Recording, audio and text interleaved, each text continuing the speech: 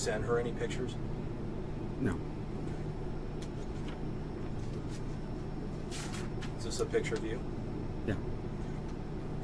This is Dr. Maurice Wolin. He's a 48-year-old cancer research doctor from San Francisco. It only took him 3 days of online chatting with the decoy to decide to drive 40 minutes out of his way and meet with a 13-year-old girl. After showing up, he goes around the back of the house, sits down, and the decoy asks him to pour them a drink. He's so unbelievably nervous that he ends up spilling the drink all over the counter and himself. This is a clear indicator that although he is here, subconsciously, he is very aware that he shouldn't be. Police cut the interaction short and arrest him quickly. Get on the ground! On the ground! On the ground! I wasn't going to do it! On the ground! Get on the ground! Get on the ground! Get his keys. He is undergoing emotional distress, which is usually caused by intense emotions such as fear, panic, frustration, or anger. In this case, he is going through all four, and breaking the glasses serves to subconsciously release these emotions because he is no longer capable of containing them. This is usually where the show stops. In recently leaked footage, we now have the entire 20 minutes interrogation of Dr. Maurice Wolin after being arrested. Interviews are held in a trailer right outside the house because investigators want to gather information while it's still fresh in the suspect's mind. Waiting until they are at a police station could give the suspect enough time to come up with an alibi or decide they don't want to talk to police at all.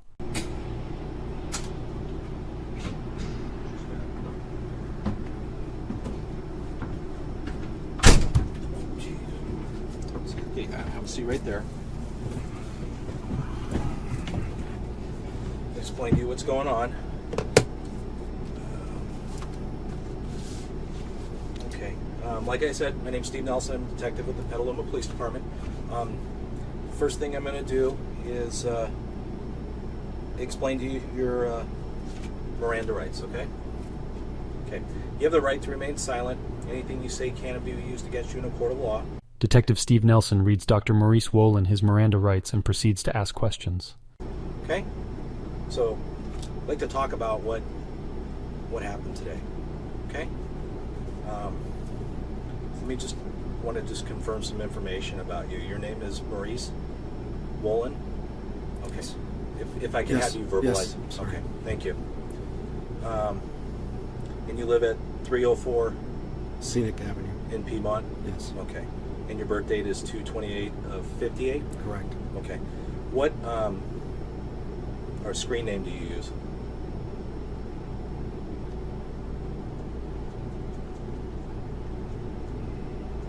Dr. Maurice Wolin was able to quickly answer information such as his name, his age, and where he lived, but when the detective asked for his screen name, he took over 15 seconds to answer. That is because he is evaluating the potential consequences of answering that question. He is aware that answering this question could be incriminating. I really need to have an attorney, I think, present. Okay. Okay. Can you tell me what's going to happen? What's going to happen? You're being charged with, I believe, attempt lewd acts with a child under the age of 14 and burglary. Burglary? Yes. When told he is accused of lewd acts with a minor under the age of 14, he has no reaction because he has a sense of guilt and a conscious awareness of his wrongdoing.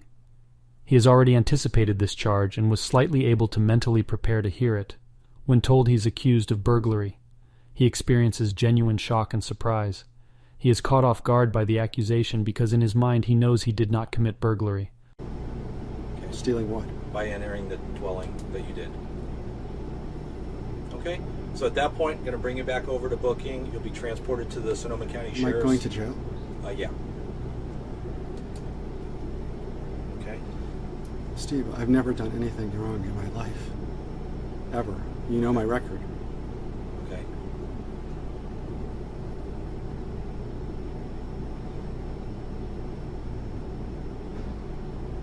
I've never had more than a traffic ticket. Okay. What happens when I get to the Sonoma County Jail?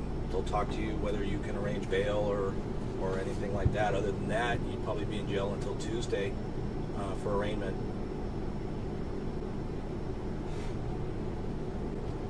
Maurice asks to speak with a lawyer, and is then told he will likely spend the weekend in jail awaiting bond.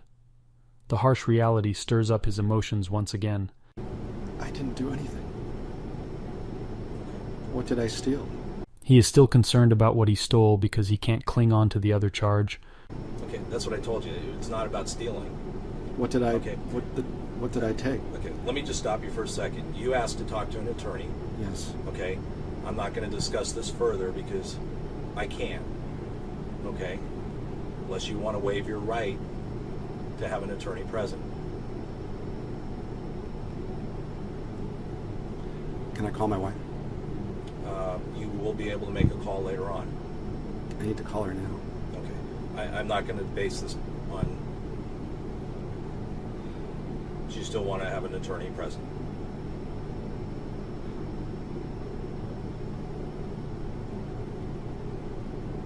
I will answer what I can. Okay.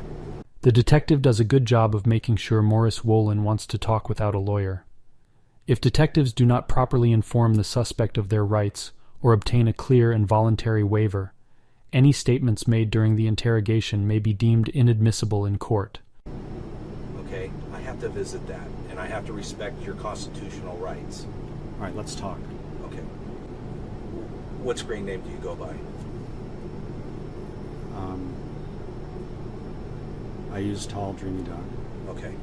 Is that a Yahoo Yes. website? Okay. He waives his rights and admits that his username is the one that is messaging a 13-year-old girl. Okay. Why did you come to the house in Petaluma today? I was curious. Okay. Curious about what? I chatted with someone online. She had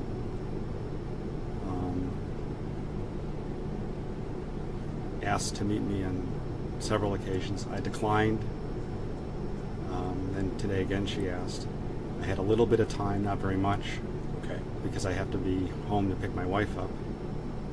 And so I thought I would come out and meet her and nothing more. Okay. And how old was the person you were chatting with? I'm not sure. How old did she tell you? I don't remember. You don't know? You don't remember? I don't remember. Okay. I know she was young, and I know that. Under 18? I'm not sure. Okay. For the next couple of minutes, he answers questions that he thinks are fine. But any questions that put emphasis on the gravity of the situation or may be incriminating, he simply forgets the answers. How old are you? 48. 48? Okay. And what location were you coming to? I don't remember the address. Do you remember the street name? I don't. It was in Petaluma. Okay. And what made you think that the girl was under the age of 18? She was young. I don't remember exactly what she said. When you were chatting with her, do you remember her screen name?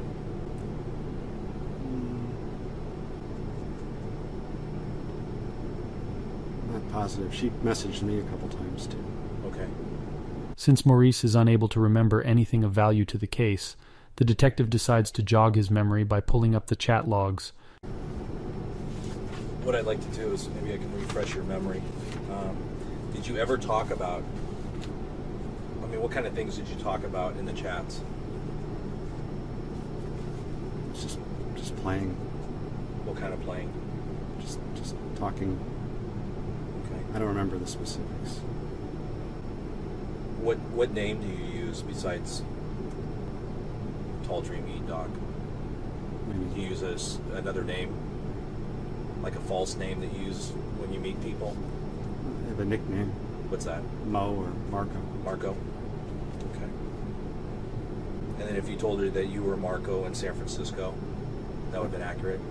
I suppose, yeah. Okay. When Maurice was chatting with the little girl, he told her his name was Marco. The detective is trying to get him to admit without reasonable doubt that he uses the name Marco online. Therefore, he was the one talking to the 13-year-old girl, and he can't deny it later in court. August 24th, you're chatting with her, and you tell her, I'm Marco, by the way, in San Francisco. She said, thanks, I'm Willow. Okay. I'm in the 707. I'm 13, female. What's your ASL? And then you say, oh goodness, I'm 29, sorry. Is that accurate? I don't remember. But would that be accurate that you... I don't remember. I mean, does anybody else use your computer? I don't know. I don't remember those words. I don't remember her. Did you talk to her about touching and kissing and making each other feel good? I was playing with her. And then you typed to her, I wouldn't stop until you came over and over. I remember saying that. When the detective reads back messages that he sent, he looks at the ground and avoids eye contact. This is an indicator of shame, embarrassment, and guilt. When faced with his own words, he displays discomfort. He recognizes that his statements are disgusting. You talked to her about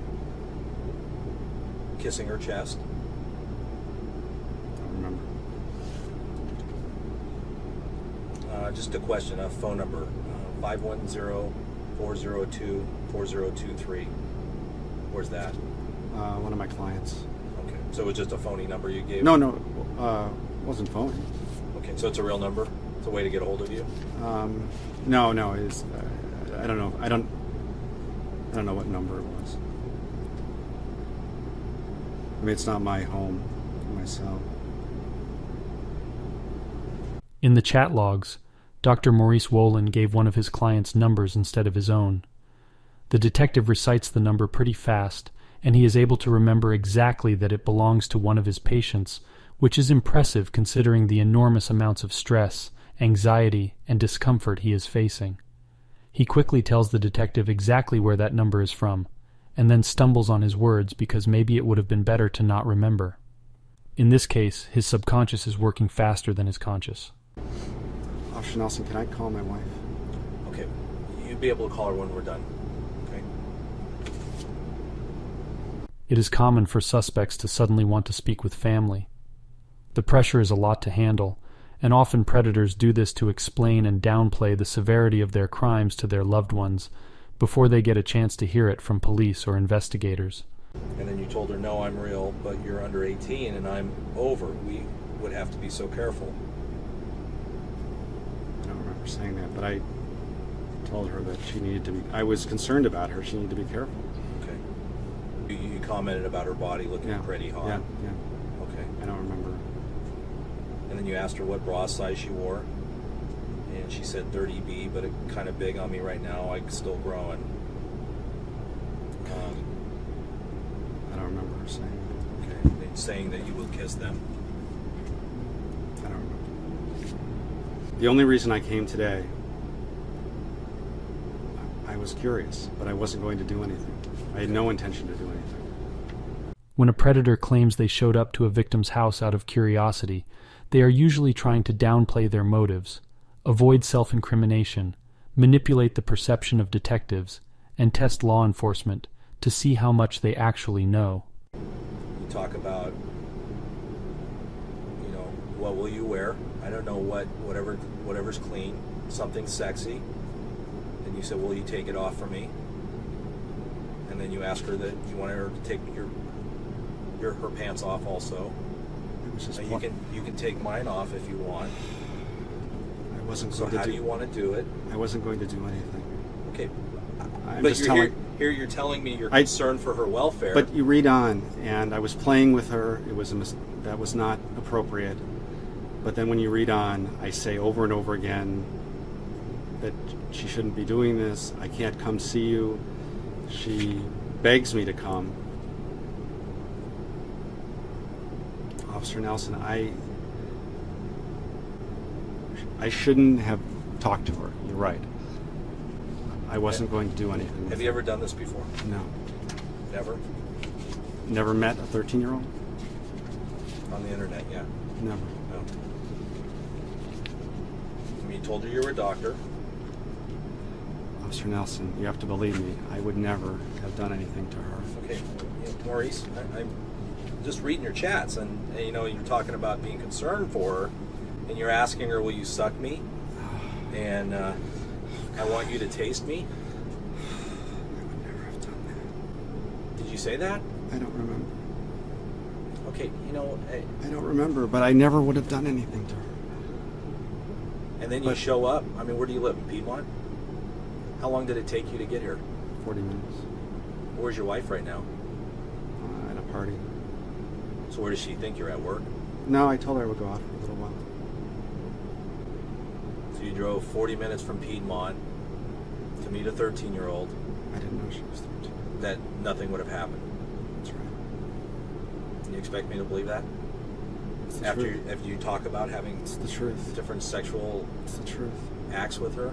It's the truth. The detective asks Maurice if he expects him to believe his story. This is a common interrogation tactic used to challenge the suspect's credibility, encourage the suspect to reconsider what they're saying, to elicit further details and explanations, and simply unsettle the suspect. The detective is making the point that Maurice said he would do things and then showed up to do those things.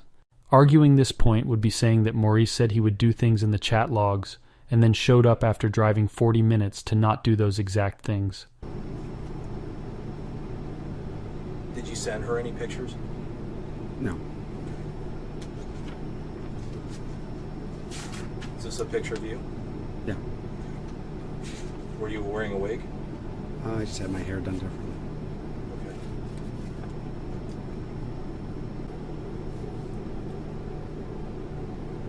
All right. The time's approximately 14:38. I'm going to conclude the interview. Can I call my wife? I'll walk you over to the trailer.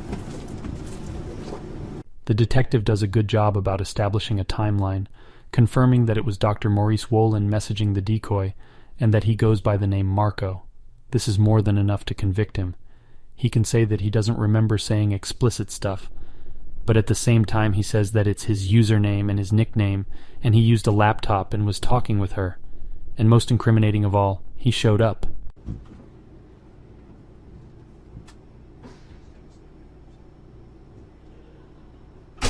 This is the end of the interrogation. Maurice Wolin tried to fight the charges for 2 years before pleading no contest, and being sentenced to 2 months in jail, 3 years probation, and a lifetime on a sex offender registry.